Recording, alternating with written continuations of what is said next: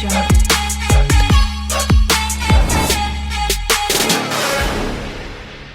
नमस्कार आप सभी को अपनी फाइनेंशियल प्लानिंग की श्रृंखला में आज आगे बढ़ते हैं।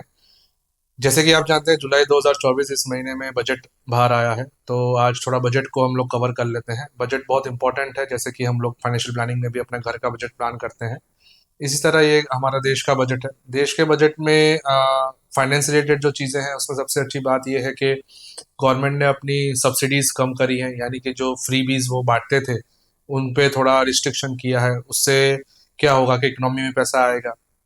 वैसे ही जैसे ही सब्सिडीज का पैसा जो बचा है वो कैपिटल एक्सपेंडिचर का मतलब है नए रोड्स, नए हाईवेज, नए एयरपोर्ट्स, और इस तरह से जो गवर्नमेंट स्पेंडिंग है उस पर गवर्नमेंट अपना खर्चा बढ़ा रही है, जिससे हमारी इकोनॉमी ग्रो होती है, जिससे हमें नया इन्वेस्टमेंट मिलता है। सो एक ये बहुत पॉजिटिव पॉइंट है गवर्नमेंट का। दूसरा, उन्होंने इस बार सिर्फ आर्मी पे ना स्पेंड करके आर्मी, एजुकेशन, रूरल डेवलपमेंट और इस तरह के एक्सपेंडिचर को काफ़ी लेवल किया है।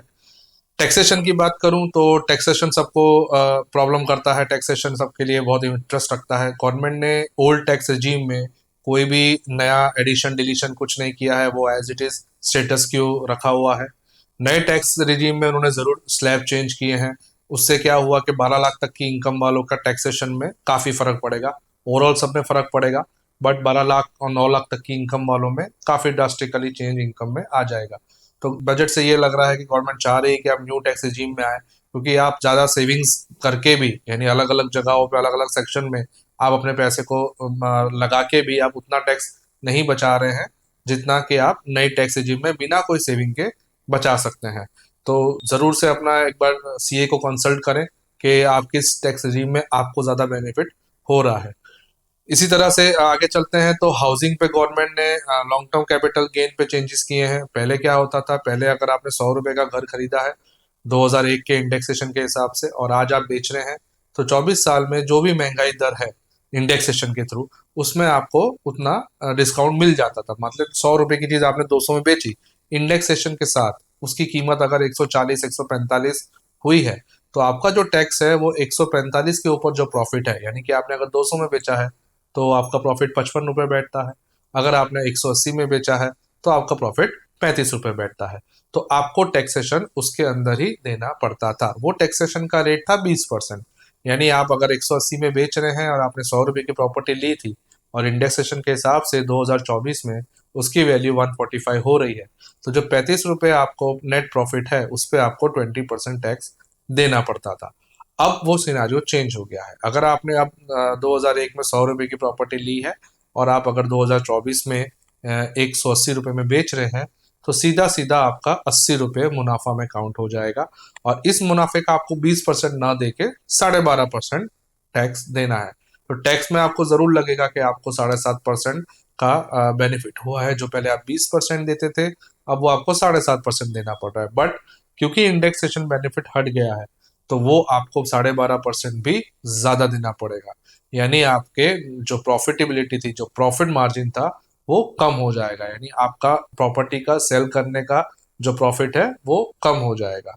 इसके बनिस्पत म्यूचुअल फंड की बात करें या इक्विटी मार्केट की बात करें, तो इक्विटी टैक्सेशन गवर्नमेंट ने चेंजेस किए हैं। शॉर्ट टर्म को 15 से 20 किए हैं और लॉन्ग टर्म को 10 से 12.5 किया है। बट उसके साथ साथ जो लॉन्ग टर्म में लिमिट था कि आप 1 लाख तक का प्रॉफिट हर फाइनेंशियल ईयर में टैक्स फ्री निकाल सकते हैं, उसको उन्हें बढ़ा के 1,25,000 कर दिया है। यानी आप हर साल 1,25,000 तक प्रॉफिट पोर्शन निकालते हैं। कैपिटल की बात नहीं हो रही है, सिर्फ प्रॉफिट। यानी आपने अगर 10 लाख रुपए इन्वेस्ट किए हैं और आपका 11,25,000 के वैल्यू हुआ है, तो आप पूरा पैसा भी निकालते हैं तो आपको कोई टैक्स लगता नहीं है। बस ये इन्वेस्टमेंट को 1 साल से ज्यादा का समय हो जाना चाहिए।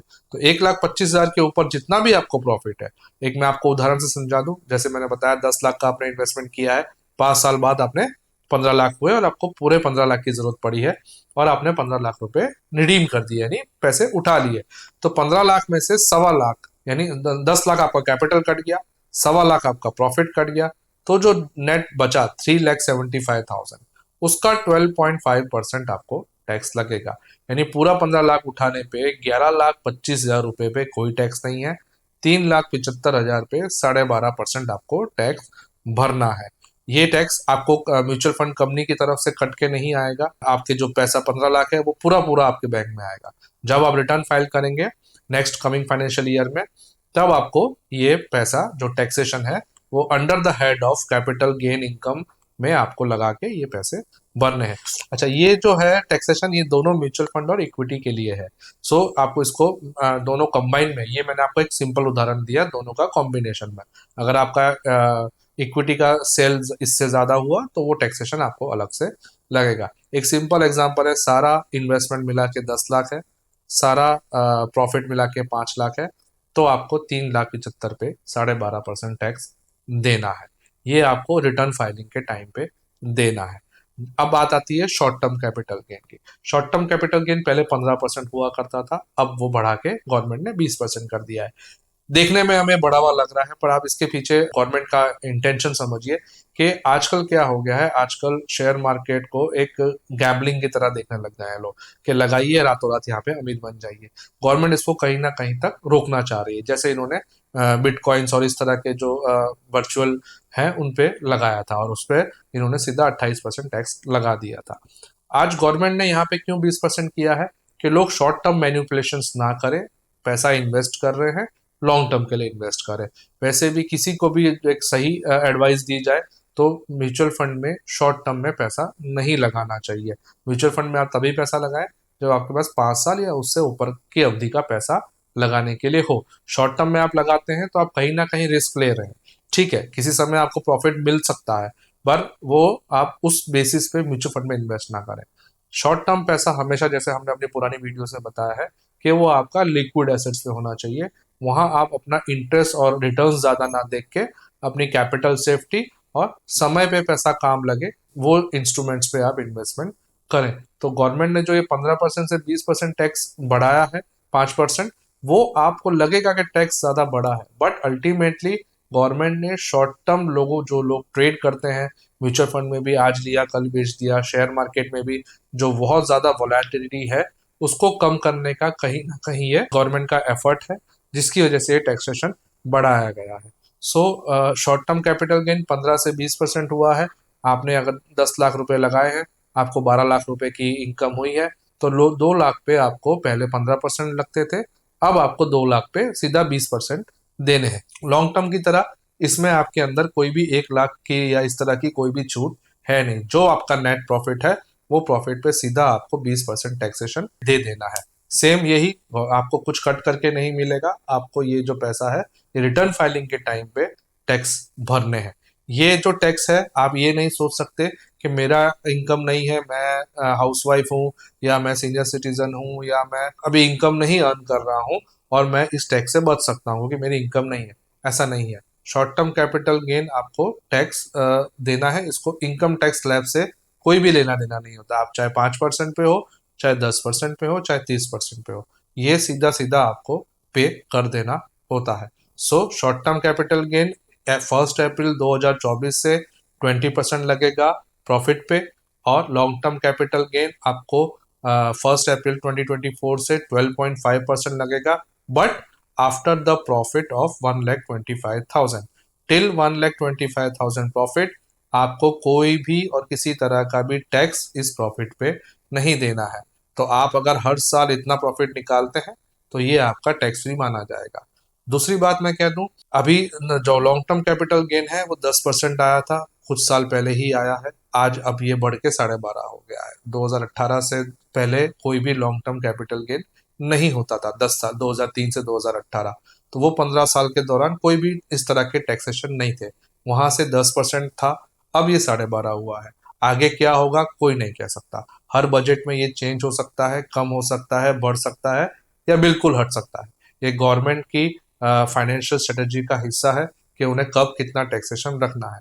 तो कोई भी इन्वेस्टमेंट आप अगर कर रहे हैं तो टैक्सेशन के हिसाब से ना करें।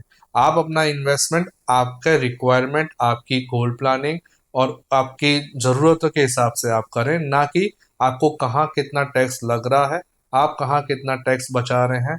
इस तरह की प्लानिंग आपको हमेशा नुकसान दे सकती है। आप अपना इनकम अर्न कर रहे हैं, आप अपनी प्लानिंग करके अपने इन्वेस्टमेंट्स करें। टैक्सेशन को आप बाय प्रोडक्ट रखें, वो आपको जब पैसे की जरूरत है तब उसको प्लान वे में आप निकाल सकते हैं। क्योंकि अगर आपका फोकस टैक्सेशन हुआ तो ये हो सकता है कि आपका जो रिटर्न है आप उसको हैम्पर कर दें।